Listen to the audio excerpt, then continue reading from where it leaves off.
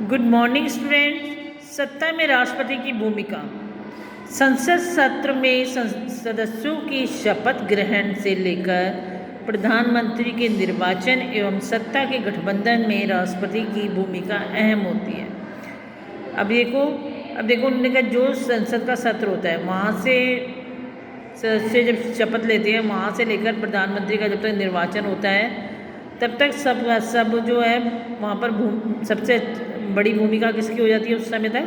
राष्ट्रपति की। राष्ट्रपति के हस्ताक्षर के बिना कोई भी विधेयक पारित नहीं किया जा सकता, परंतु राष्ट्रपति इस विधेयक पर के संशोधन के लिए एक बार ही लौटा सकता है।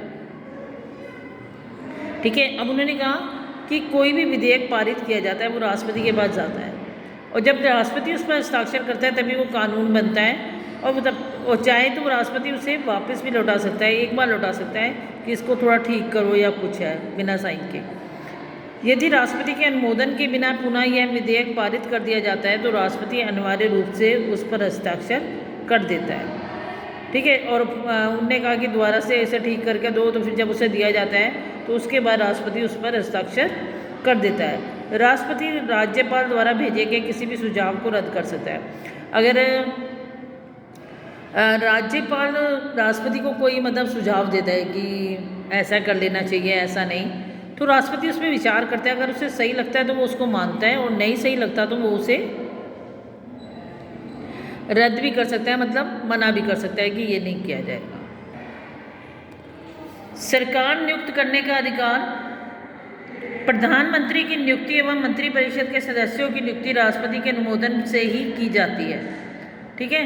प्रधानमंत्री की नियुक्ति कौन करता है? राष्ट्रपति करता है। ठीक है। राष्ट्रपति के और राज्यपाल, जितने भी मुख्य न्यायाधीश हैं, सर्वोच्च न्यायाधीश हैं, उच्च न्यायालय के न्यायाधीश हैं, सबकी नियुक्ति, यहाँ तक कि चुनाव आयुक्त की नियुक्ति भी राष्ट्रपति करता है। हमें सर्वोच्च न्यायालय का न्यायाधीश चुनना है तो कौन चुनेगा? राष्ट्रपति। उच्च न्यायालय का न्यायाधीश चुनना है तो वो भी राष्ट्रपति। मुख्य न्यायाधीश चुनना है वो भी राष्ट्रपति। राज्यपाल को चुनना है वो भी राष्ट्रपति। चुनाव आयुक्त को चुनना है तो वो भी राष्ट्रपति। और अगर प्रधानमंत्री को नियुक्त कर रहा है तो वो भी राष्ट्रपति ही कर रहा है। यदि किसी भी दल को निर्वाचन में बहुमत नहीं मिलता तो राष्ट्रपति विशेष अधिकार का प्रयोग करके निर्वाचित सबसे बड़े दल का उसका नेता चुनने एवं सरकार बनाने के लिए आमंत्रित कर सकता है। यदि फिर भी कोई दल अपना बहुमत सिद्ध नहीं कर पाता तो राष्ट्रपति द्वारा वह चुनाव रद्द करके दोबारा मतदान करवाया जाता है। इसके बीच के समय में देश के राष्ट्रपति शासन लागू कर दिया जाता है। अब उन्होंने कहा, मान लो कि किसी को, हमने कहा था कि बहुमत दल का जो नेता होता है उसको प्रधानमंत्री बनाता है राष्ट्रपति। ठीक है। राष्ट्रपति जो बहुमत दल का नेता होता है उसको प्रधानमंत्री बनाता है। मान लो किसी को बहुमत ही नहीं मिला तब क्या किया जाएगा? बहुमत नहीं मिला तो क्या करेगा? तो उन्होंने कहा कि अगर कोई बहुमत नहीं मिलता, किसी को वो सिद्ध नहीं हो पाता, तो राष्ट्रपति जो है क्या करता है? चुनाव को रद्द कर देता है और फिर दोबारा से चुनाव करवाया जाएगा, ये कह देता है। जब तक दोबारा से चुनाव कराए जाते हैं तब तक जो है सारी शासन की बागडोर राष्ट्रपति अपने हाथों में ले लेता है। अथवा पिछली सरकार को कोई नई सरकार के गठन तक पदभार संभालने के लिए राष्ट्रपति की अनुमति मिल जाती है। और जो पिछली सरकार होती है उसको भी राष्ट्रपति कह सकता है कि जब तक नया प्रधानमंत्री नहीं बन रहा तब तक आप शासन की बागडोर संभाल लो। परंतु कार्यकारी सरकार को विधेयक लाने अथवा कानून बनाने का कोई अधिकार नहीं होता। और जो सरकार पहले से काम कर रही है वो ना तो कोई विधेयक लाएगी और ना ही कोई कानून बनाएगी।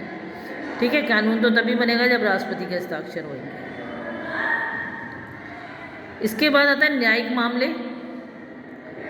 कई परिस्थितियों में न्यायालयों द्वारा किसी व्यक्ति को उम्र कैद अथवा मृत्युदंड दिया जाता है।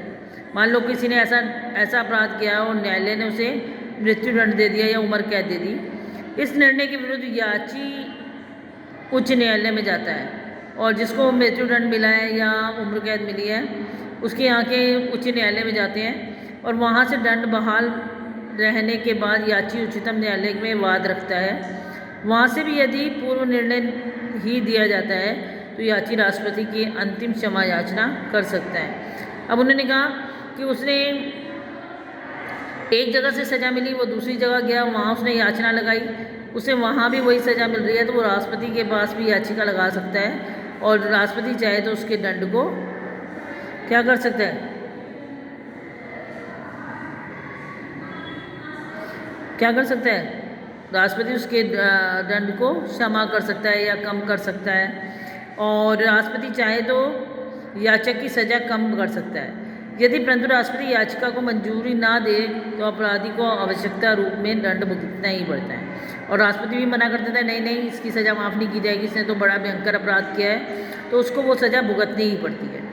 राष्ट्रपति न्यायपालिका का सर्वोच्च अधिकारी होता है और न्यायपालिका का राष्ट्रपति को सर्वोच्च अधिकारी माना जाता है। तो आज के लिए बेटा इतने, नेक्स्ट क्लास में इससे आगे पढ़ेंगे, इसे अच्छी तरह रीड कर लेंगे। थैंक